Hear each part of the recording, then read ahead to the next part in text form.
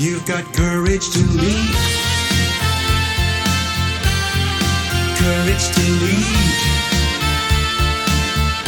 Be brave and be bold. Whoa. Let it roar. Welcome to the Courage to Leap and Lead podcast, where each of our guests share the stories of courage that helped them become powerful leaders. Before we start today's show, please remember to visit courage-consulting.com, where you can find all the episodes and other excellent resources, all at courage-consulting.com. Now here's your host, leadership courage coach, C.B. Bowman. I'll ask an audience, how many of you like to be taken for granted? And nobody says I like to be taken for granted. So it doesn't make a difference what country, culture, height you are, ethnicity, age, education. Nobody likes to be taken for granted. So you have to figure out then, how do I make sure that the person or the people I'm working with don't feel I'm taking them for granted? So how I would recognize a 5-year-old is going to be different than how I recognize a 15-year-old or a 35-year-old or a 55-year-old. But so the challenge is, how do I do that for that audience? So the people, back to my shoe store, people came into the shoe store, they didn't all want the same shoes, and they didn't all have the same size. They didn't all have the same taste. So I had to figure out, well, what is it that they wanted that worked for them? You know, they wanted high heels, they wanted low heels, they wanted flats. I mean, so we had to, I had to find something that would fit for them. And the same thing then for the 5-year-old or the 15-year-old or the employee that I have in Germany, that's different than the employee that I have in Belize, is different than the employee that I have in California. And I have to figure out, okay, how do I recognize them in a way that makes sense for them? But you're saying that within those behaviors, there is a common denominator. Well, it's the principle, treating people with dignity and respect. That's an important leadership behavior. Exactly. Yeah. Giving people a great deal of freedom in choosing how they do their work. That's an important principle. But once again, if I was working with somebody that was brand new in the job, I would narrow the boundaries. And if I was dealing with somebody that had 15 years of experience, the boundaries would be greater. But the principle is still the same. They need to feel that they have the freedom to figure out what they need to do to do their jobs effectively. But, and so that's my challenge, to act appropriately. One of the things I'm not sure that I heard you mention, that I wondered how it fit in, is acceptance of feedback or criticism. How does that fit into being a good leader? Well, interestingly enough, one of the questions on our leadership practice inventory is, to what extent does this person ask for feedback on how their behavior affects other people's performance? Oh, okay. So is there a difference between asking for feedback versus unsolicited feedback? Nobody likes unsolicited feedback. We have a hard enough time liking the feedback that we ask for, let alone, walking into a restaurant and somebody says, "Oh, you look ugly." I didn't even ask you. I didn't, if I ask you how I look, I'm not even sure then I want you to tell me I look ugly. That's the problem.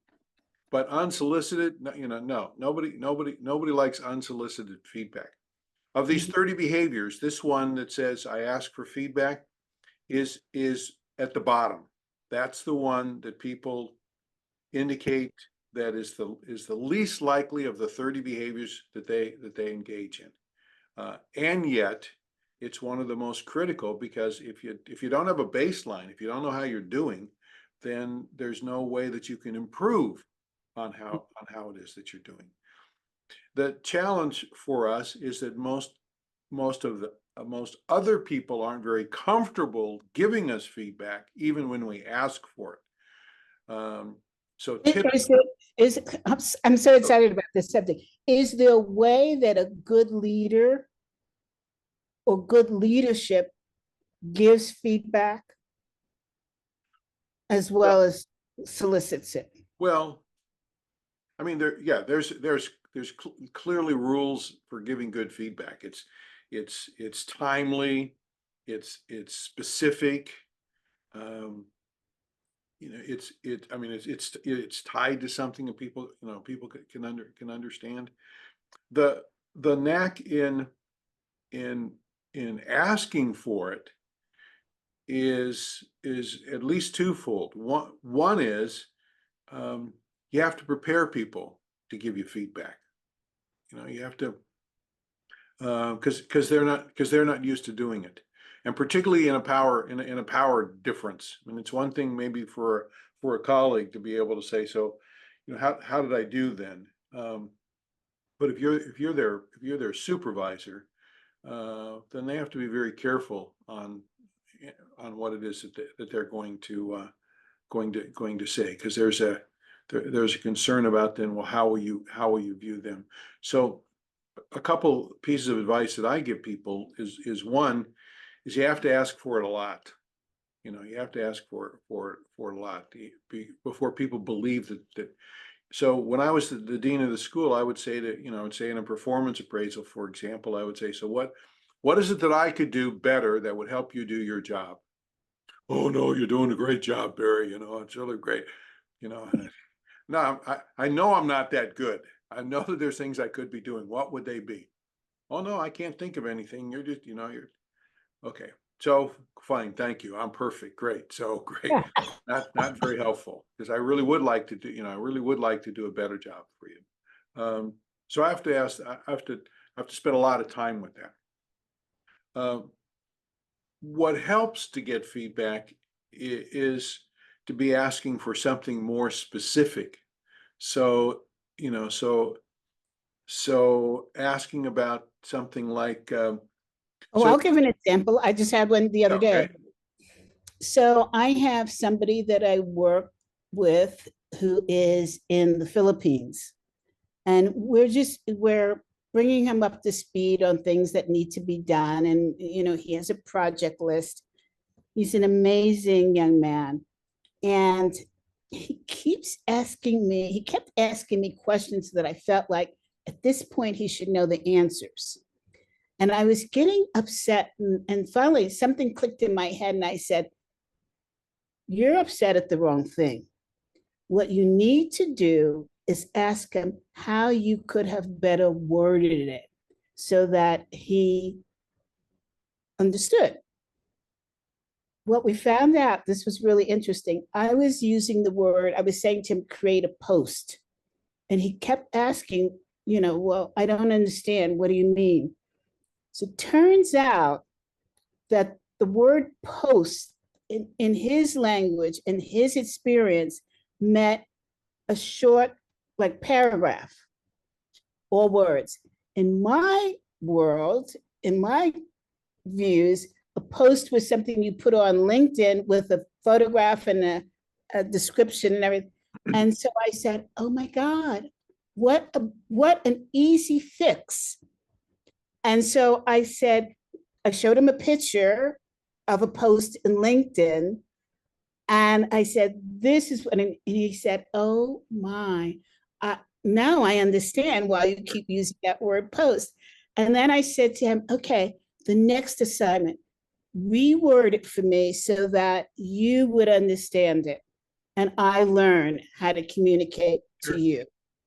It was such an eye-awakening experience that I think that it just showed that it opened the doors of communication. Now, was it hard for me to do? Oh, yes, because I'm thinking, well, wait a second, I'm have to keep saying to you what I know I already like the person. So I had to figure out was that was going on that was troubling me and therefore making him nervous. Sure. Well, look, a big part in any relationship is communications. I mean, that's and particularly when we're trying to do it virtually or cross-culturally, words just have different meanings in the context. The other thing that might have happened in that situation is the other piece of advice that I give people is to, in fact, not ask for feedback, but to ask for advice. Advice doesn't seem to be quite as evaluative from an assessment point of view. Feedback seems like good or bad. Advice, so sort of instead of asking, so in that meeting, how good a job did I do in that meeting when it comes to A or B? But rather to sort of say, what advice would you have for me about how I could be better at soliciting feedback from people in meetings? What advice would you have for me? And see, I think people are willing to give advice. They're not willing to give feedback, but they are willing. I love what you just said. I absolutely love it, because in my culture, when somebody says to you, I want to give you some feedback, mine goes, it's negative. It's negative. I'm going to be fired. Advice means that they're taking you under their wings and helping you. I love it. Yeah. I think you're right. Feedback seems like they're going to tell us something we don't want to hear. And advice seems like, you got my back. You want. I'm taking it to the bank. I love it. It's my new word now. Okay. Thank you for coaching me. I love that. Make it your own and pass it forward then. Barry, first of all, show us your book, because we're running out. I know that you have another appointment. Show us your book, The Leadership Challenge, in the 7th edition, audience. Can you believe? I'm so jealous. Well, here's a piece of advice. Yes. I think that if to leap and lead is good for a first edition, it ought to be good for a second edition. And one of my criticisms for authors is that too many times we fled from one topic to another topic to another topic, as opposed to coming back to what we thought was really important and continuing to I mean, the 7th edition of our book is better than the first edition. Each time we write the book, we get clearer. Each time we write the book, we have to, look at new data and we have to contemporize it. But if the principles made sense back in 1987 when the first edition was published, either they make sense today or they don't. And if they don't, then don't write another edition. But if you still think that what you've said is still valuable, then you ought to write a second edition. So good luck. Write a second edition. So leave all those books on your shelf and write a second edition. My publisher said, I was telling him what I was thinking for the next book, and he said, he was very, very quiet, and then he said, CB, it seems to be taking you into a different direction. You might want to stay in the same frame. And I thought, bull. And now I'm hearing it from an icon. Okay. If you believe you have something really important to say about courage, then the repetition. It's just talk about community, just an important principle. If you want people to get it, you have to repeat it and repeat it and repeat it and repeat it until they get it. So that's not to say that you can't do other things, but don't get off this. If this is a good soapbox, then stay with it. I love the soapbox. Yeah. Barry, before you go, I want to go back to another thing that you said about courage. and practicing. I'm sorry, leadership and practicing. That's the same thing, right?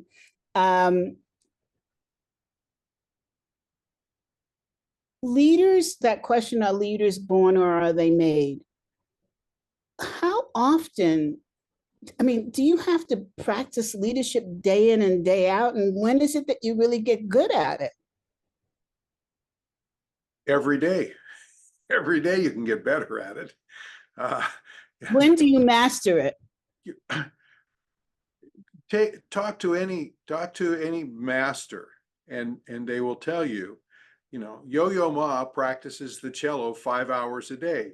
He's already better than everybody else, and Steph Curry, spends hours a day in the gym shooting baskets, and he already is better than lots of other people. So, part of what's said, there's an old frame about, amateurs make it look hard and professionals make it look easy. And they make it look easy because, in point of fact, they practice it and they enjoy it, and they kind of continue doing it. I think that when it comes to leadership, is that there are every single day, and really not unlike courage, every single day there are opportunities to exercise courage. There's opportunities every single day to exercise leadership.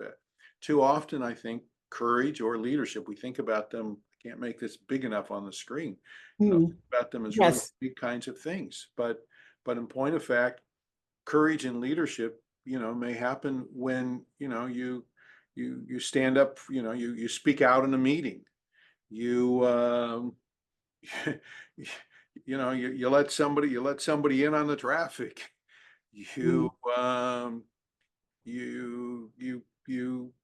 pick up some debris on the golf course, not because it's your job, but just because it's one of the, because you believe that shouldn't have happened, and you take responsibility.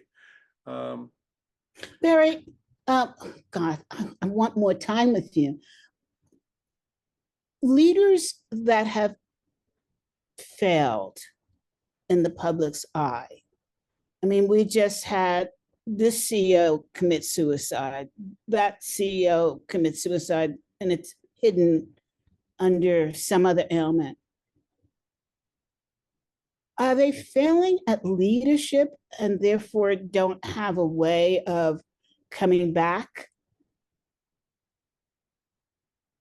Well, there perhaps are greater mental health issues to talk about here than just about courage or leadership. This notion of bouncing forward is that I think that those who have been able to lead the most productive lives are those who are able to have a sense of perspective. There's a sense of understanding that, like the baseball player, you don't hit 1,000. And so, I mean, I'll tell you for myself, it's easier to write about leadership than it is to do it. I'm now chairing the management entrepreneurship department, and I doubt whether the 45 people who are in that department all love me as much as they should. And I know that I'm not always as good as I should be or would like to be. I think an important piece of all of this, CB, the book that I've always wanted to write and probably never will is a book on forgiveness, because I think that sense of grace is really important for us to be able to bounce forward, to be able to see that when we make, psychologists talk about it as psychological hardiness, the ability to somehow say, well, look, when these things don't work out the way that we thought, it's not necessarily personal. I didn't plan on, I didn't plan to be late for the meeting yesterday, and yet I was. And so I can either blame the traffic, or I can accept responsibility for not leaving soon enough, and then try to learn from that experience so that next week I leave a little bit earlier, so that I don't continually blame the traffic or somebody else. I take responsibility and then do something about it. Because if I don't, then eventually other people lose their faith in me. You know, they believe that that I'm not self-aware. Talk about kind of emotional intelligence. I'm not self-aware. I don't really know what's going on, and I'm not taking responsibility. When we're trying to teach, you know, middle school age kids, high school kids about leadership, elementary school on leadership, and they took our book, The Truth About Leadership, and they took all those, there's 10 of them, and so 10 months, kind of 10 months in the school year, they took each one of those principles, and they didn't talk about it. They didn't talk about it as model the way. They said, you know, this month we're going to focus on setting an example. They didn't talk about encouraging the heart. They talked about, you know, the principle that month was letting others know they're doing a good job. So, you know, a large part of, if you will, learning leadership has to do with again, understanding who you are, and then kind of then getting comfortable in that, and then accepting responsibility. Accepting responsibility then leads to taking initiative. And certainly one of the most important characteristics of people that we know that have been courageous or have been leaders is that they took initiative. They were typically not the first person to notice the problem or the issue, but they were one of the first people to actually be willing to do something about it. And so that's why I say there's no shortage of opportunities, and leadership is in the moment. I said to you earlier that we started to write a book ourselves on courage, and so we took the same methodology and we asked people, so tell us about a time you've been courageous. And once again, everybody that we talked to could tell us about a time in which they believed that they acted courageously. And they weren't, again, the big things. They were oftentimes, you know, I think you talk about kind of, you know, micro kind of courage. They were just a lot of the little things, but they were the little things that mattered. I spent a week at West Point trying to understand sort of, so how does the military go about training young men and women to be courageous? I mean, you know, to put their lives on the line. You know, so my question was kind of how do you teach courage? And I came away from that week realizing that in some ways you don't teach people to be courageous, you teach them to be successful, to be prepared, so that when opportunity knocks, you know, when they have to go into battle, they don't have to somehow say, I wonder if I should be courageous here. Yes.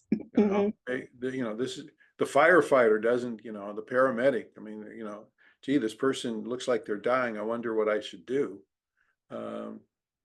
Rather, that's what they've been trained to do. That they practice doing it.